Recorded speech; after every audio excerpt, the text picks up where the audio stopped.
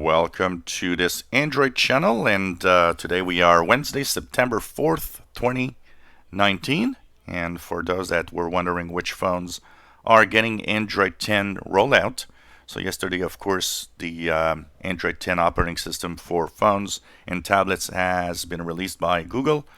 Pixel phones, of course, had the update almost from the start yesterday. Now, there's 3 other companies that actually have phones that are rolling out the Android 10 release. So if you are a owner of the Essential phone, well, it is apparently rolling out to you now. So Essential is on the Android 10 upgrade. They were almost on day one of the Android 9 Pie update also. And even though the Essential phone will probably be the only phone ever released, they have said that they will actually be supporting and working on upgrades. So Android 10 available for the Essential phone. Now, if you have the from a company from Xiaomi, which is the Redmi K20 Pro, you are actually getting Android 10 also on your device.